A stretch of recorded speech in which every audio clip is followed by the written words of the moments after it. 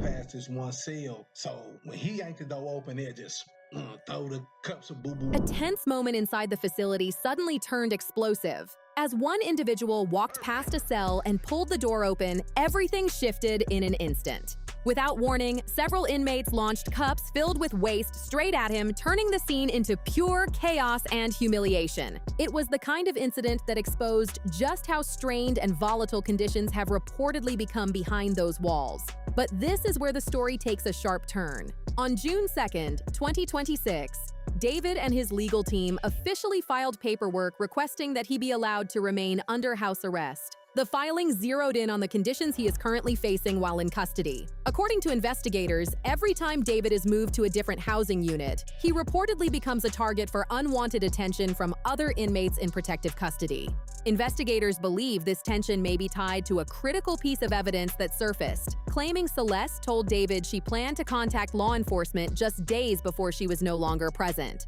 That detail alone ignited serious debate. And that the Celeste girl, maybe she was already talking to the cops like, yeah, this creep is, he on me.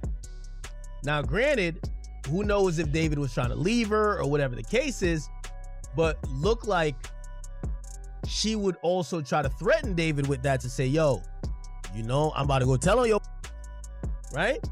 Which already he should have knew that he's doing something wrong. Well, I mean, he should have knew of GP, like she's gang.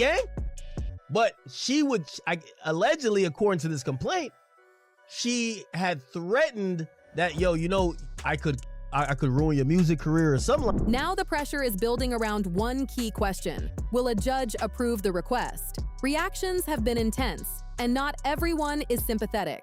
One comment captured the mood, saying, "I just want to say good luck to David going back to his cell block after this hearing." If word spreads inside, the situation could escalate fast. And this is where things get even more complicated. According to ongoing public discussion, the level of attention and evidence tied to David has reportedly caused him to be labeled a high-risk inmate. We suspected that David would be charged with after that was what he was arrested for, and in other court documents that came out a couple months ago, we know that he was being investigated for murder.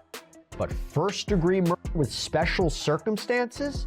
Lying in wait to murdering a witness as part of an investigation, murdering for financial gain, and now facing the possibility of the death penalty, even though it's my understanding there is a moratorium in California.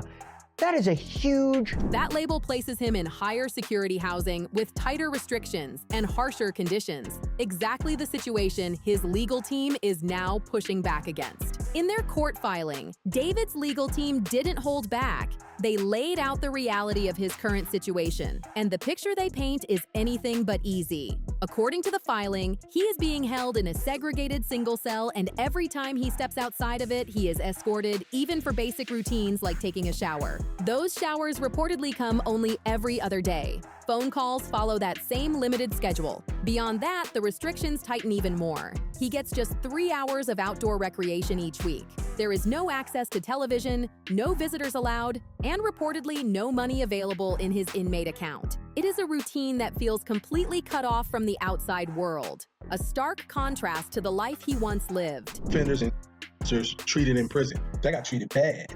I didn't know what was going on. I didn't even think nothing about that. I just know that it was like every 15 to 20 minutes that went past, guys was going past this one cell. And it'd be like, there's 3 of them. One of them would grab the cell door and be on this side like this, and then the other 2 would be on this side. So the one, and they did this like every 20 to 30 minutes, like clockwork. And this one would yank the door open, and the other 2 on this side had cups full of and boo-boo. So when he yanked the door open, they just throw the cups of boo-boo in there on him, and then close the door, lock it on him. So that was crazy. But and then some was getting jumped on, some was getting slapped, extorted, some was having to do. One law enforcement source gave a blunt description of the facility, calling it dirty, smelly, and unpredictable. That image clashes hard with the high-end lifestyle David was known for before all of this unfolded. And this is where the strategy starts to shift. His attorneys are now pointing directly at these conditions, arguing they make it significantly harder for him to properly prepare his legal defense. Public records tied to his arrest list David at 5 feet, 5 inches tall and approximately 125 pounds. In a correctional environment, physical size can play a role in how an inmate is treated and perceived. When you combine that with the level of attention surrounding his case, his legal team argues that his situation presents unique challenges that go beyond the ordinary. And the spotlight on him is not fading anytime soon. His family. So, it is unclear how much David's parents or brother knew about his interactions with Celeste and if they were aware of how she was. But what we do know is that the family was ordered to come to LA and testify, seemingly in front of a grand jury as prosecutors worked to build a case against him. And in court filings regarding this whole back and forth about his family being subpoenaed to testify in LA, there was this section for each witness. Quote, detectives learned that Caleb Burke is the younger brother of target David Burke and has a close relationship with him. Detectives learned that Colleen Burke is the mother of target David Burke and has a close relationship with him. Per several witnesses, she is instrumental to his career success and manages his business finances. His day-to-day life is described as rigid and repetitive. Reports indicate that 6 days a week he is served the same meals: macaroni with beef, an apple, 8 ounces of milk, and a peanut butter granola bar for dessert. There is little variation, and the routine rarely shifts.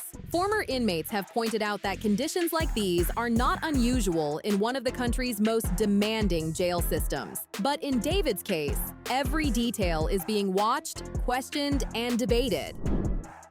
Multiple times and stood by while she out. How do they know that? How do they know that he stood there? Because, look, I got to tell you, as an old investigator, you know where I get that kind of information from? It's not from the perpetrator. To say someone stands there and watches an individual out. Public reports confirm that David has now been transferred to Men's Central Jail in Los Angeles County. At first glance, some people assume that being a well-known public figure might offer a layer of protection. But according to available information, that may not be the reality. He is reportedly being housed separately, and there are still serious questions about what life actually looks like for him behind the scenes. That assumption of safety is now getting strong pushback. One viral reply pushed back hard on that idea, stating, even with David placed in solitary confinement, he will still get his 1 hour of rec time per day where he will be with other inmates who will confront him and deal with him due to the charges against him. You know, there is no way of staying safe in there after committing the crimes that he did. These assets in the middle of an investigation, as opposed to 2 years ago or a year ago. Right. Could a court look at this and say, this was a deliberate attempt to, what you say, concealing assets, and they could breach it, they could pierce it, they could say, even though that you've transferred this into your mother's name, that was invalid. This is a way for, let's say, a plaintiff who sues him, or let's say in a criminal judgment to pay that fine.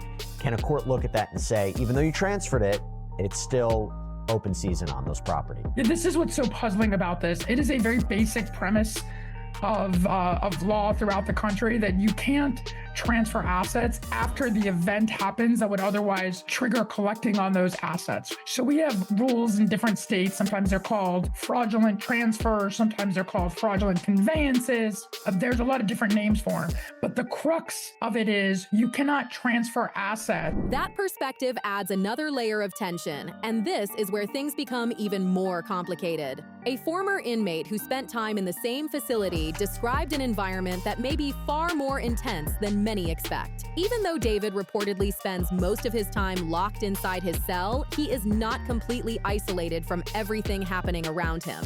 Other inmates in protective custody are still moving through the area regularly. That means interactions can happen even if they are indirect. Comments, stares, and moments of pressure can build quickly, especially in close quarters like this.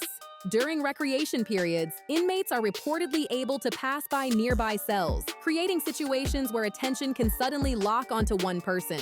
It does not take much for tension to rise in an environment like that. Person is, and do you believe that is the person that moved the Tesla? So I believe, I definitely know who moved that Tesla in that late July before they went on tour. I can't say who the person, and I don't mean I can't say for, I don't know who exactly was in that the house because it's just a report, but there's video, but you can't make a person out. But somebody was in the house, and being that there's only one key, it's like, okay, who had access at that time? So is it the same person that moved the Tesla? Was another last part of the plan about to go in motion as far as getting rid of David has now been in custody for well over a month, and the same question keeps coming up. What has daily life actually been like for him during all this time? There is also growing discussion about the challenges he may be facing because of the allegations tied to his case. Prosecutors have outlined several claims in court filings, all of which David has denied. According to reports highlighted by Jesse Weber of Law and Crime, the case includes a major charge along with additional allegations involving financial motives, preventing testimony, planning, and the reported use of an object during the incident. Every new detail is adding pressure, and the situation around David continues to grow more intense by the day. As the legal process moves forward, it is important to remember that these claims remain allegations, and they have not been fully resolved in court. There are also additional charges tied to events that allegedly happened afterward. According to court records, prosecutors believe those details are a key part of the bigger picture.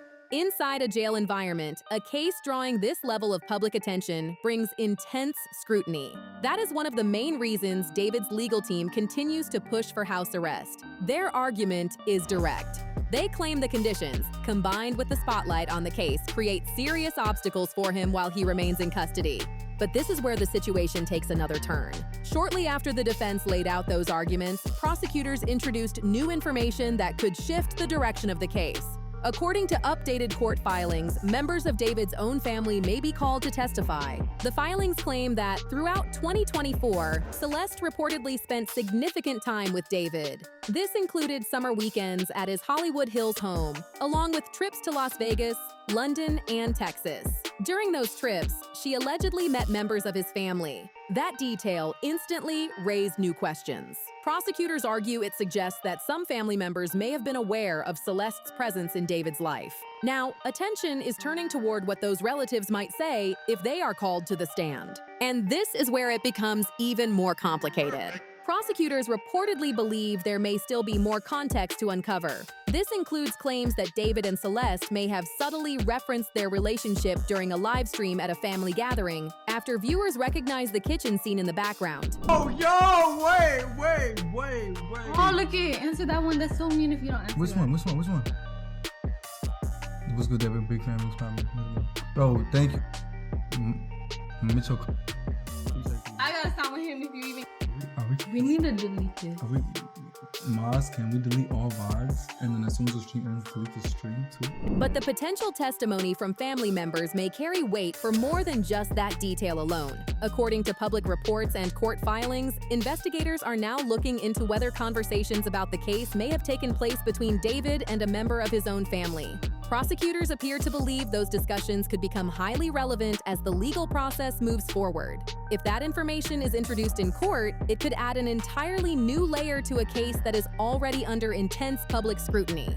At the same time, prosecutors claim a witness may be prepared to step forward with testimony about David's actions during a critical period tied to the case.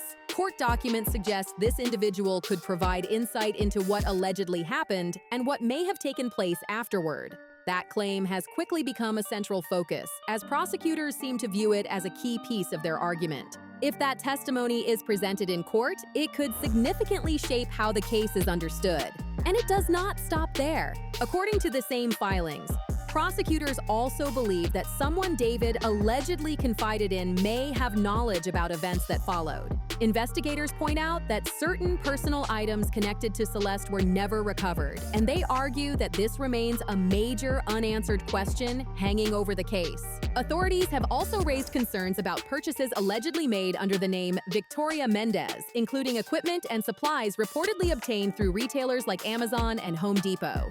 Those transactions have now become a major focus for investigators, and that detail has already sparked serious debate. The list of items was long, and it immediately caught attention. According to public discussion, some observers began questioning why multiple pieces of similar equipment were allegedly ordered. Others suggested there may have been a specific purpose behind those purchases, but those ideas remain unconfirmed. Investigators have also pointed to activity that allegedly happened afterward. Reports indicate there is video that appears to show David outside his home, cleaning a pair of shoes. Authorities claim the footwear matched shoes linked to Celeste in publicly available images, a detail that quickly raised eyebrows. I know I haven't posted on this account in a little minutes, but I just had some words to share with you for 2025. Despite all the craziness that's going on, all the turmoil, the natural disasters, the pain and things like that this year, I just wanted to tell you guys not to be discouraged and not to lose hope and not to turn your face from God in these times of evil. And then it seems like it's the most insane start to a year that I've ever seen. But God has not given us a spirit of fear, but a power and love and a sound mind. So keep that sound mind 2025. But this is where things take another turn.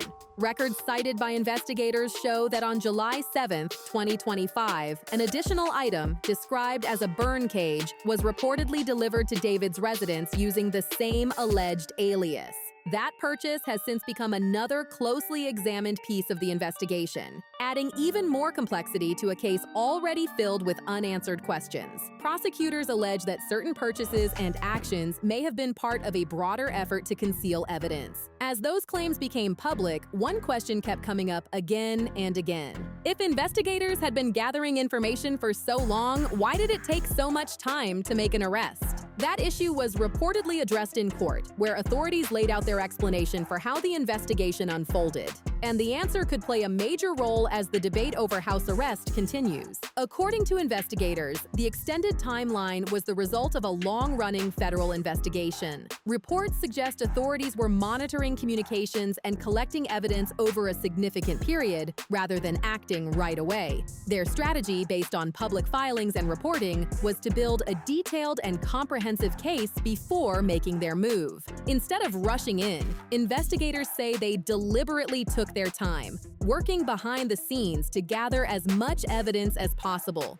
But that is only part of what has been unfolding. Authorities have also reportedly turned their attention to people within David's social circle, including friends and associates who may hold pieces of the bigger picture. According to reports, some witnesses have agreed to cooperate and could potentially testify about David's relationship with Celeste. That possibility has fueled growing speculation about what else could come to light if this case moves to trial. One name that keeps resurfacing in online discussions is Neo Langston. Shortly after David's arrest, Neo posted a message on Instagram that quickly caught attention. He wrote, "Thankfully, I'm legally fine in every way. And boy, do I got all my receipts for things." That statement spread rapidly across social media, raising eyebrows and questions at the same time. Not long after, older photos of David and Neo began circulating again, sparking renewed conversation about their past friendship and interactions. While those images have generated plenty of buzz, their actual significance remains unclear and firmly in the realm of public speculation, not confirmed fact. Still, the curiosity has only intensified. Now, federal prosecutors are reportedly looking at Neo in connection with a completely different angle of the case. According to reports, investigators are examining a past interview where David spoke about wanting to be like an anime character with a hidden alter ego, someone who secretly lives a completely different life from the image they show to the world. An agent of chaos and kind of my alter ego, and the story of the manga went like I was a detective and there was an evil version of myself that would kind of come out at random moments, kind of like Fight Club with Tyler Durden. And he would commit the crimes that I would have to solve as a detective. So like when I was as a detective, I'd be like solving that I'm committing myself. And it was like a cool little story. I didn't think anything would come of it. That detail has added yet another layer of intrigue to a case that continues to grow more complex by the day.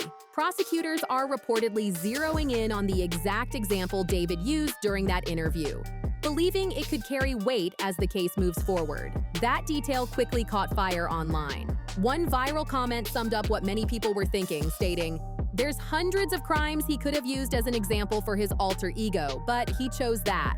I can't be the only one seeing how obvious this is, right?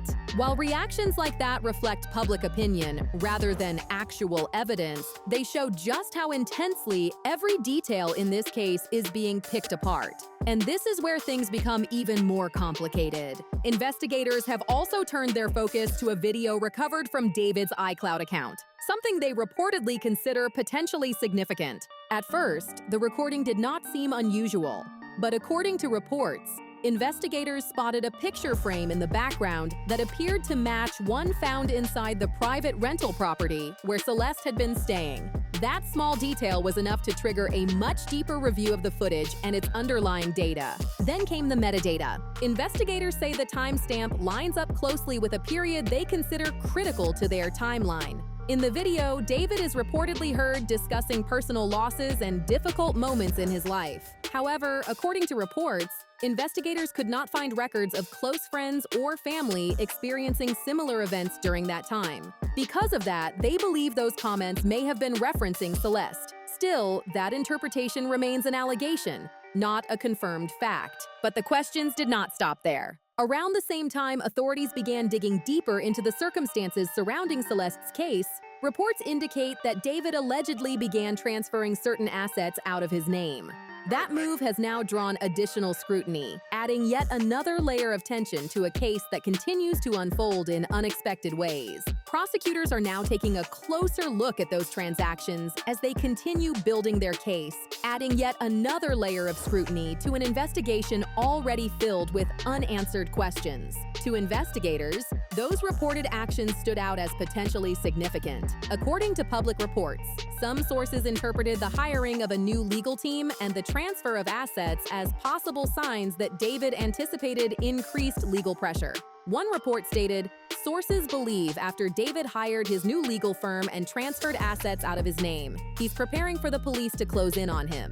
Expect his arrest soon." As events later unfolded, that prediction drew even more attention. Now the case is moving forward on multiple fronts, and the spotlight is only getting brighter. With new court filings, potential witness testimony, and ongoing legal arguments continuing to surface, the debate surrounding David's situation remains intense. So now the question turns to you. Do you think David should be granted house arrest, or should he remain in custody as the case plays out? Drop your thoughts in the comments, share this with someone following the case, and make sure to like and subscribe for the latest updates and breaking developments. Stay locked in because this story is far from over, and you do not want to miss what comes next.